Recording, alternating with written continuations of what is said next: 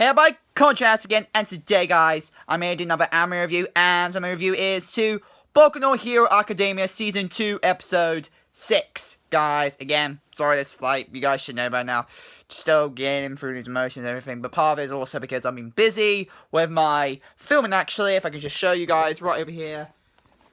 That's the film I'm doing for my college. I've been doing filming for my short movie trailer I'm making for myself. It's not that great, unfortunately. It's not that great because I've been doing it all myself.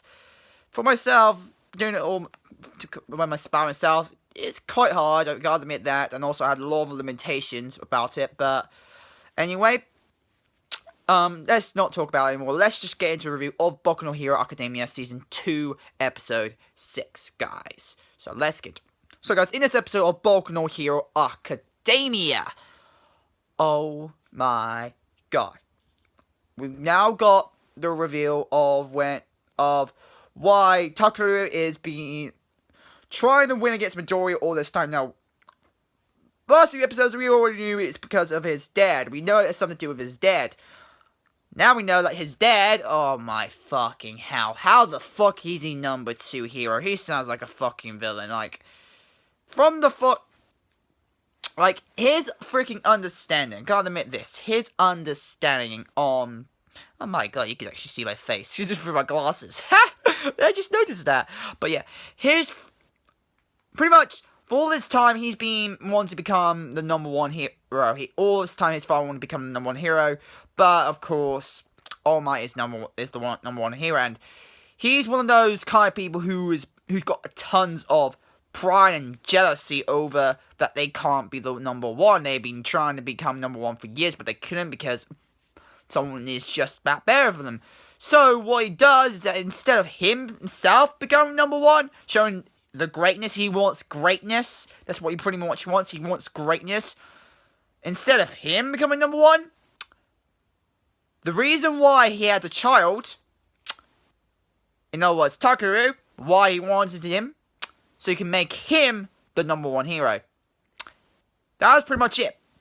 He made a child by pretty much forcing and taking his mother in that situation. Don't forget, guys, in anime, possibly in Japan as well. I don't forget it's anime we're talking about here. We definitely know not everything in anime is related to Japan, but I definitely do know that Japanese people do get persuaded by money. They do get persuaded by money quite a bit, by a lot. They can get away with a lot of things through money.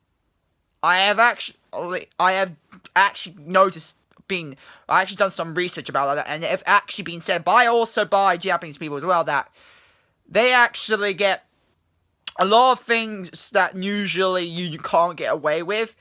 You can get away by using a ton of money. If you got a ton of money, pretty much if you're a rich person, you could get away with it. And pretty much this is what his father pretty much done, is that by using his pretty much wealth and fame and stuff, he was able to get his mother to pretty much have a child with him and raise his son, trying to raise his son to become the number 1 hero. And Takeru, the way he sees his mother in pain, he can tell his mother is in pain. She feels sad. He didn't like that. He didn't like the way he's getting treated by his father. So he pretty much went into his rebellious state. He rebels against his father and pretty much refuses to use his right half, his flame half, and only uses his ice half, which comes from his mother's side. Now we find out that. Now I'm actually surprised. They try to go into detail about how this works, but there seems to be a system known as quirk marriage. Quirk marriage. Or quirk marriage or merged. I don't really think, I didn't properly, when I read it, it said marriage or merge, it's one of those two. I'm more read it wrong either way, but I definitely know it's one of those two. But pretty much, what this is that they were able to fuse 2 quirks into 1. Somehow. Through genetical means. Not by, how, similar to All Might thing, when already actually had to eat his hair to gain his ability. Nothing like that. We definitely know it's nothing like that. It came actually through biological means by actually having sex and having a child coming out with both those abilities. But that's the thing, it doesn't really go into detail, but like, we already knew that it doesn't matter if most of the population these days, like 90% of the population is with people who got quirks. So that means, of course, we got children being born from quirk, but two parents with different quirk of their own. But that's the thing, that child doesn't mean they're guaranteed to get their parents' quirk, or to be more exact, both of their parents' quirk. They might gain one of their parents' quirk. They might gain one of them. They might actually get that quirk. Mostly father side, because the male, unfortunately, gene has the most dominance. When it comes to a lot of things, even if you have male or female, the male gene, like the male DNA, does have the most dominance when it comes to inheritance. Inheritance-wise in genetics. After all, why do you think we have bloodlines and names being passed down through the male side more than the female? Because of the dominant gene inside the human side is unfortunately the male. But it's a big thing. Don't forget, there are people out there who can't get quirks, and there are also people out there who just get only one quirk. This is when it comes to thing. As there are parents out there with a quirk of their own, having sex with another person who has a quirk as well, they don't get children that will have both quirks. They don't get children with both quirks, above their parents' quirks. Like I did say, they could get the same quirk as one of their parents, but there have not been any that should be born with the same quirk as both parents. And that's the thing. This is what happened to Tokoro. He was born with two quirks now, and that's the thing. How the fuck did that happen? Maybe because he was a disability child. Maybe he was a disability child. But yet again, his father was aiming for that. He was aiming for that. That means there's no way he could be a disability child through somehow from form of a quirk disability that he gained too, which is an awesome disability to have. If it is a disability, you'd be like, that's a fucking awesome disability to fucking have. Gain two quirks. Gain two fucking quirks. That's fucking awesome. But I think there's gonna be some unbalancing for it. Like I said, if it is a disability, then there's gonna be some thing about it that makes it bad or wrong to have. But yet again, if it was a disability, no matter what, I've just got to say, that'll be fucking awesome. That'll be a fucking awesome disability to have. Like, that'll be awesome. But we already know it's not a disability. It's some form of mutation. It's some form of mutation that happened to him. We don't know how this mutation works. Like, it does go into detail, but yet again, it does not go into detail properly. How did it actually work? How does it actually work? Like, I know they had to bring sex option. Like, don't forget, Boku no Hero Academia is a shonen anime. And unfortunately, shonen anime do unfortunately focus more on to the younger teens. Younger teens, okay. They're at the age maybe they can start learning sexual education, like sex and stuff. They start learning that, but yet again, they don't really want to go too much depth into it. So I understand maybe why they're not at it, but yet again, they could have put in more detail. They could have fucking put more detail of how was it possible that maybe I might be wrong. Maybe he did actually get mutated by similar means how All Might gives his hair to by using machines and stuff. More likely not by like this how All Might does it, but pretty much using machines or something like that. But maybe that's how he could have done it. Like that's maybe how he could have done it. But yet again, I believe it's through normal genetic means. Just somehow, he altered it somehow, that ordinary genetic gene, like, way to make sure his child comes out with, like that. Of course, like I did say, now, what I mean normal genetic, if he does do it, and mutate it, of course, you need to do something that is out of the ordinary. You need to do something that's not classified as natural to do this mutation. In other words, like radiation, giving radiation to someone, again, that's not really normal to do. Like, you should not, like, breathing in like, radiation, that should not occur. Part of the reason why some disabilities, like, for example, actually my autism. If you guys actually don't know, I actually don't think I mentioned this, but my grandfather, my mother's side, he got hit by a serious amount of radiation. Lucky for him, he survived. But, for people who don't know, radiation does affect the male sperm and the male DNA. Like, does affect someone's DNA. It does affect them.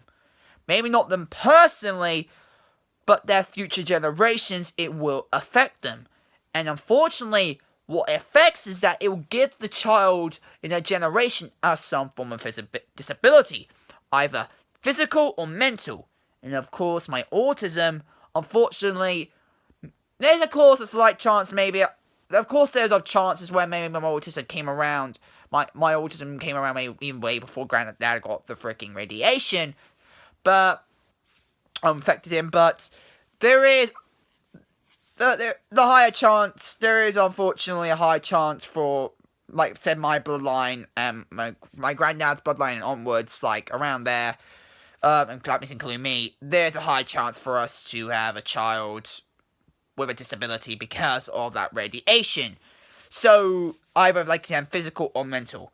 And like my sister's case, she ends up getting physical and mental, and with me, for right now, just mental, but I don't know if I've got anything physical wrong with me, but right now I definitely know it's mental. But yeah, that's pretty much, but that means something like that could have happened to Taco, like, maybe not like radiation, but like some form of, chemical or maybe a bit mechanic, maybe a bit robotic as well, but again, not too much, enough to make it, you could say, like the way how All Might gives out his ability to Midori, but that's pretty much it. But yeah, we don't know. It doesn't really go into much detail of how did he actually do it? Like, how did he actually transfer both quirks to Taku in the first place? That's what we don't know. I still don't know that. But I digress. He tells Midori, like, he pulls him aside, he tells Midori why he wants to win, why he sees him as, well, why he wants to be Midori so much. And he doesn't know actually the proper connection between him and All Might, but he definitely does know there's some form of deep connection. At first he thought, like, the first thought that came to his mind, because he doesn't, he needed to make this clear just in case. He tells Midori, are you his secret love child? In other words, are you his unlegitimate child? Like, a child that All Might wasn't meant to have, pretty much. And that's what, he was wondering with Midori, because Midori had in reality, exactly the same power as All Might. That means, obviously, to keep it secret, and to show it that you look like you have this ability, people gotta speculate that why does someone who seems not to be related to All Might have the same ability? And of course, one of the conclusions people could come up with, wait, could Midori actually be his child, like a child that's been kept secret from everyone? That's the thing, like, that could be that's one of the conclusions people could come up with. But yet again, people who don't believe that he's actually related to him at all, because you can definitely tell from his facial aspect and everything that he's definitely not related to All Might at all. But that means there's the second conclusion that conclusion that there's something else. And the rumor, and of course, the only people who know that Midori did not have a quirk were, like I said, Bakuro and his old school, and his fat mother and stuff. They all know that originally he's been said not to have a quirk. Like, they all originally said he did not have a quirk. Because as he did not originally have a quirk, and the people who actually are shocked that he did, either that they're fully convinced that maybe he'd been hiding it all this time, but the ones who weren't convinced, that they're wondering, wait, I definitely know that he had a quirk. did not have a quirk. So that then comes to the conclusion, getting in this mind, like, so how did he get this quirk? How did he get this quirk to begin with? So of course, they might come think like, that's when they come this mindset, like, figure out how to get this quirk, even though I definitely know he originally did not have one. And that means either they can come up with the idea that maybe he was a late bloomer, he got his quirk very late in the game, or that, again, he also got it through means that weren't normal. That's the other conclusion they can come up with. Of course, we already know that that is the case, that he got it through the non-normal mean by, of course, using All Might. It's a biological quirk. Don't forget, this is a biological weapon-based quirk. Something that been created by humans, but actually being physically created by humans to create a quirk that can be passed down. So that was pretty much what All for One pretty much is, but that's what people could speculate. But so pretty much he asks Midori that, are you, but first he gets the obvious one out just in case to see if that one actually is the right one. Are you his secret love child? Pretty much, are you his illegitimate child?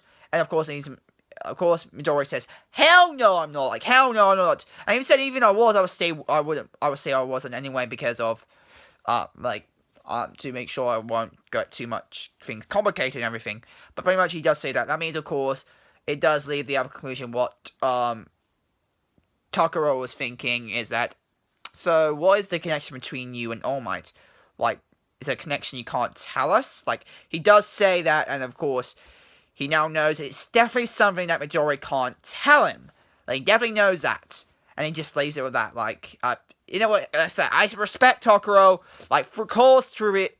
I respect him more through how he had to go through the way he gets treated by his father. Like, I respect him more for most of his because thanks to his childhood.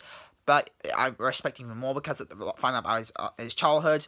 But especially, I got to give him respect that he knows when to stop digging into other people's personal matters, especially with the quirks thing.